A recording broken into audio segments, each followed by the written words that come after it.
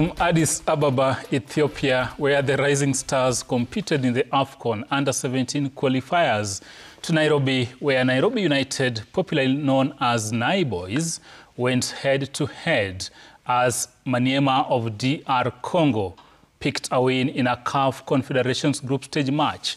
Sporty Monday brings you a rich cocktail of action as we usher in the month of December. The countdown to the festive season has just begun, and we have plenty lined up, including coverage from the English Premier League, where the title race is heating up with the usual suspects in the mix. Swila's shot today highlights the importance of embracing children born with disabilities, inspired by the stoic performances of Kenya's Deaflympics team in Tokyo, Japan. We have all that and much more, including the English Premier League Team of the Week, Manager of the Week, and our guest pundit, Thomas Musyoka, alongside Ziti Jimoi, will break it down for us on the scoreboard. Our panelists, Steve Shitera, Jacob Isia, and Wakili Japheth Munyendo, are all here ready to dive into all the action. Thank you for joining us. I'm your host, Isaac Swila Tijan.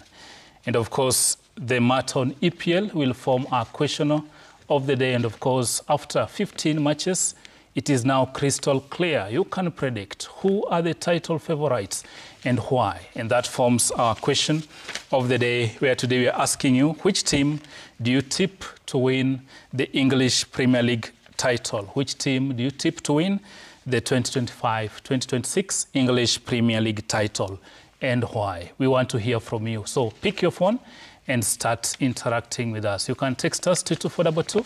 We are also on social media where you can interact with that question.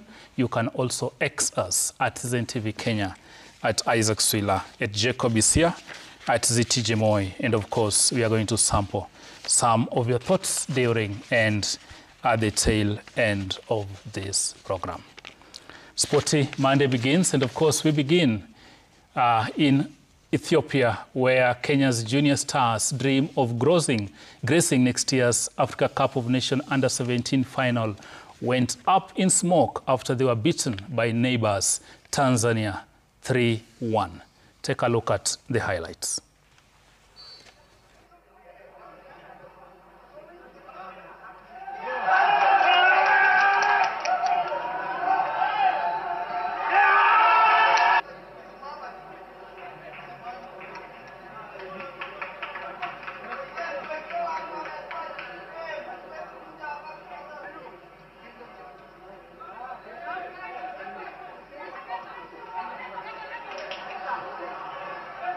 And of course, those are some of the match highlights running on the screen. And of course, the junior stars' dream of boarding the plane to next year's AFCON Under-17 finals are basically dead and buried. I'll start with you, Jacob. Welcome after a long break, well-rested, energized. Blue is the color. No. Of course, you wanted to get me off guard. Context. I mean, in terms of context, blue is royal. But if it's so far as the EPL is concerned, I'm sure that's why he's laughing. No, he's a gunner. You wanted to test whether my mind is alert. Of course, you know what is the color. But I rested, and of course, by elections were going on. I went to see what is happening here and there. I told you a campaign manager, why are you? That's why strategically took a lead. Forget about that. Then of course, I agonized heavily when Harambee Stars lost 8-0 to Senegal. Of course, I was not here to say that such are the results that make Kenyans think that something was happening beyond the game. And I say that unapologetically. Then yesterday came, and you are talking about Swila. There are many reasons for Kenyans to agonize about this result, more than what happened between Harambee Stars and Senegal. For 3 reasons. If you look at AFCON 2025, that is happening this month in Morocco, Uganda and Tanzania will be in that competition. Yeah, precisely. Kenya will not be featuring. if you look at the under-20 AFCON that happened the other day, the two sides were doing better than us. And they are now normalizing what has been before, something that Kenyans abhorred. We didn't want to hear anything like losing to Tanzania or Uganda. That they are now normalizing it. Now come to under-17, for the second year running, it is happening. The question is simple. What are we lacking that we can't compete against Uganda and Tanzania in CECAFA when it comes to age group? You know, when the former FKF president, Nick Mwenda, one time was roasted by people for trying to say that we are lacking in talent. And people said we have talent everywhere, which we agree. But when we cannot compete with Tanzania, in fact, I was watching the match and I was like, what would it have been if it was Uganda? Because I'm even aware the coach would not, William Muluya, would not have liked the Ugandan side. Now, three issues emerge here, Swila. This edition, the last edition of the under-17, what happened was picking a conglomeration of what is called academy boys. Truth of the matter in Kenya, we don't have proper academies. The only alternative that we have for age group football is schools. School games, which comes twice in a year or so. But unfortunately, the way we pick our teams, the teachers are isolated, and if there are teachers who are involved, it's just a select few. So you end up picking a team that ordinarily may even lose to just one school team. I remember one of my friends, a teacher, told me once last year, during the other under-17 competition, he said, this team that Kenya is presenting, my own school team can beat it.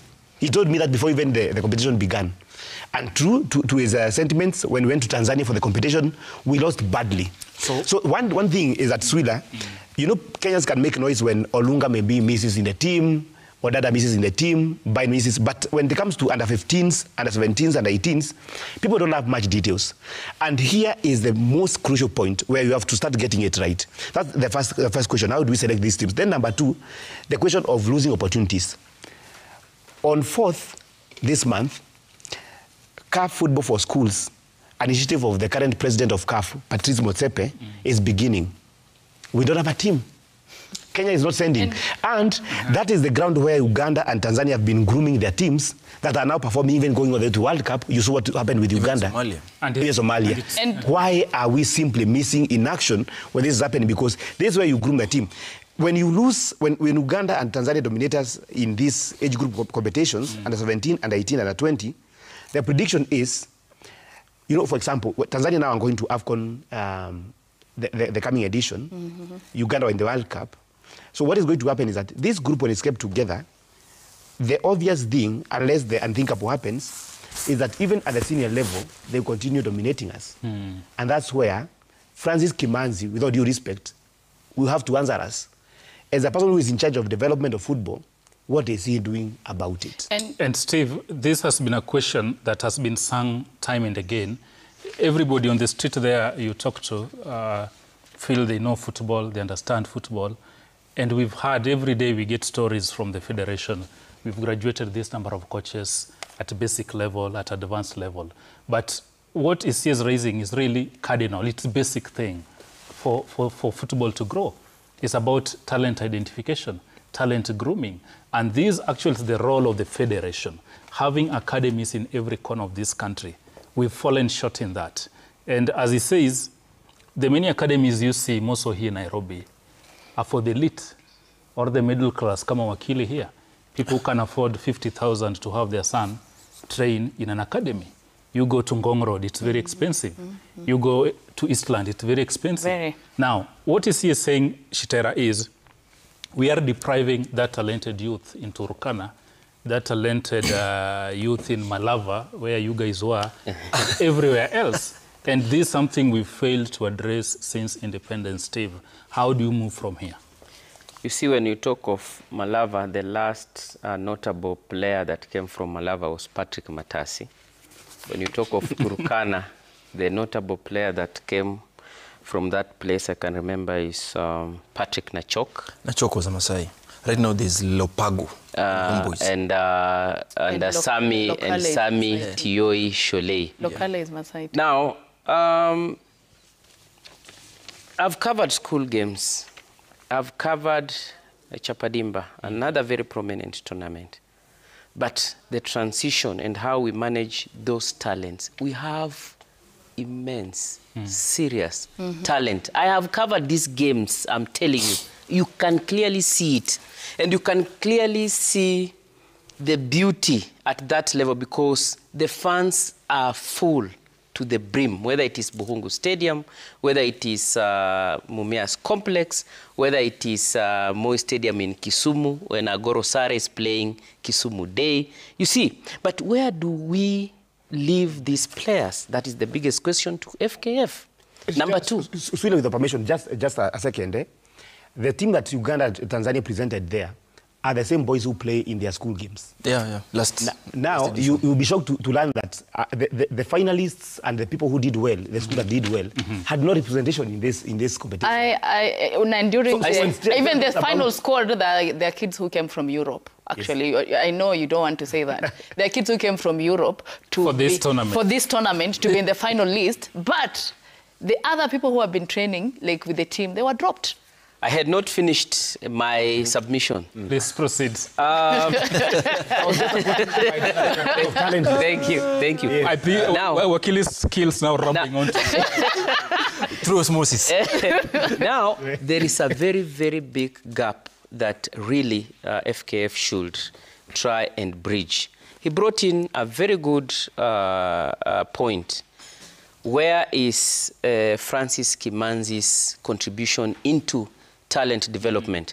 I think he's the man charged with overseeing what is coming out of the school games and these numerous talents that is hosting, the raw talents at the grassroots, and bring them on board in as much as career progression in football is concerned. But we are not seeing that. We only see them hosting workshops, training coaches, probably because of the reasons that you and me know.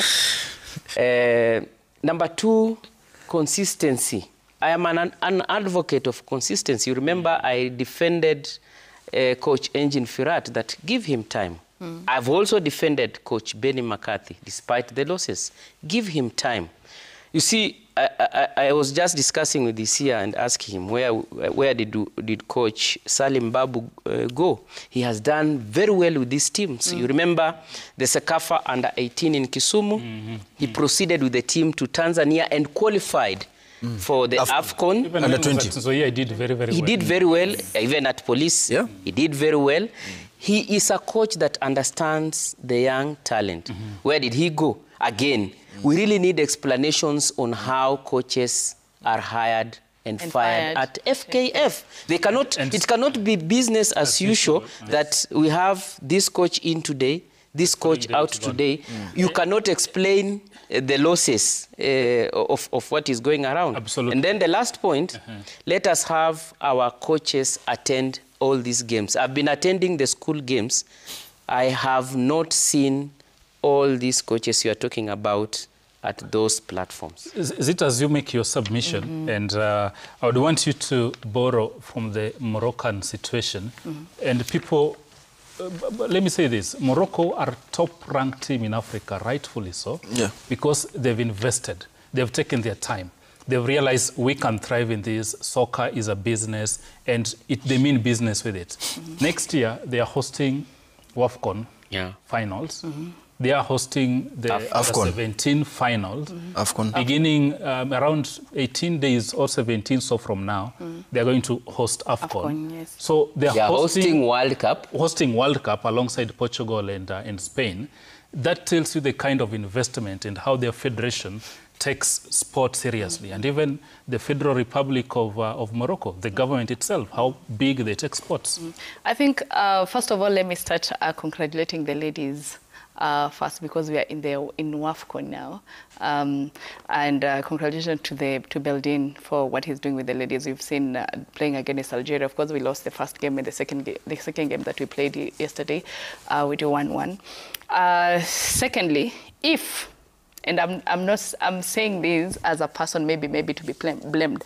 As Kenyans, if we stop this thing of saizi tunatengeneza grao, kwani ni pesa ngapi tunatumia, tupeni pesa ngapi, because if we have infrastructure, all these things we can host here in Kenya, because Morocco are hosting because they have stadiums to host these things. They have they can take as many people to the country because the infrastructure there it's working. And something else, if we stop this thing of huyu ni mtoto wa nani muweke kwa squad aende place fulani, you know what I'm talking about. You know, huyu ni mtoto wa nani ametoka place fulani anajua kucheza mpira, tumweke kwa squad aende acheze nini, twende tuone kitu atafanya huko nje. If we stop all that and we go to the raw talent, yes, and we go and take the raw talent, you'll see where the team is. But again, if we come and fire and hire the coach because maybe the coach is not doing what we want, we will hire and fire them. And then again, because I have my own project that I want to fix in the under 17, under 20, or even in the senior team, because it's my project, because it's my player nilipeleka nje, I want to fix them here and there.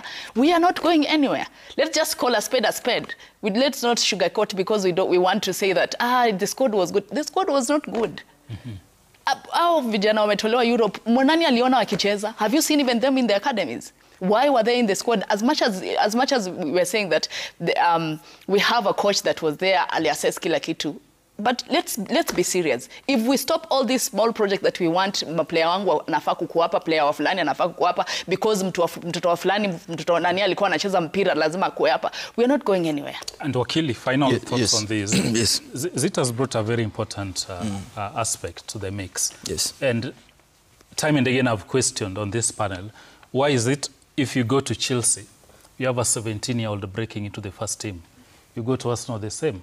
The other day we have a 16-year-old or 17 in Liverpool breaking into the first team. And during the Euros, we had Lamine Yamal, who is 17 and took the world by storm. In Kenya, we are not seeing any under-17 player probably sniffing around the senior team, Harambee Stars. You're not having a 19-year-old anywhere closer to Harambee Stars.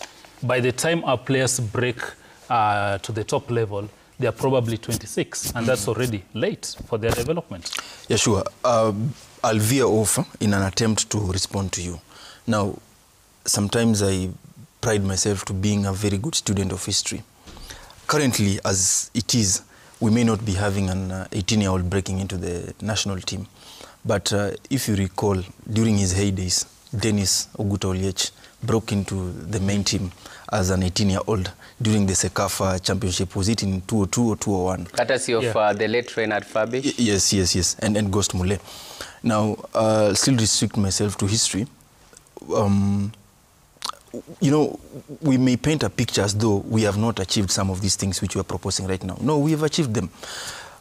In the 70s, when Kenneth Njindo Stanley Matiba, may he rest in peace, when he was the FKF president, through GIZ, the Germany Development Partnership with the government of Kenya, they came up with what we call the Olympic Youth Centers. And these Olympic Youth Centers were established in prime areas where there are talents. And I think his goal was yes, Coach Bernard's goal, and Marshall Mulwa. These Olympic Youth Centers churned out very talented players who dominated in what was known as Gossage Cup, now the Sekafa. And I think we won 3 times consecutively. And these boys, the impact of the Olympic Youth Centers was felt until late 90s. And perhaps we may want to again do that. Now, again, it's important. Swila raised an issue on the academies, what we have. You know, it's important to mention this. The role of promotion of sports, it is one of the roles of the national government. Promotion of sports. And the promotion of sports now, as I speak, as I brought in the issue of Bernard's goal and GIZ, football development and the technical advancement is too complex to leave it to one stakeholder as FKF. The public can play a role, but the government can play a role. That's where you see GIZ and Bernard's goal advanced. At this juncture, what can happen? And Parliament has enacted a law, the Sports Act, and given a mandate, created a statutory body known as the Kenya Academy of Sports. you need to dig deeper into Section 34 of the Sports Act so that you check on the role of the academies. I'll tell you this. We've mentioned about the Coach Babu's squad that went to Salim Babu that went to AFCON. Would it interest you to know that the academy, the Kenya Academy of Sports, had worked immensely through the Talanta Hela program with the government to make these boys, they're in Kibets, these Amos Wanjala.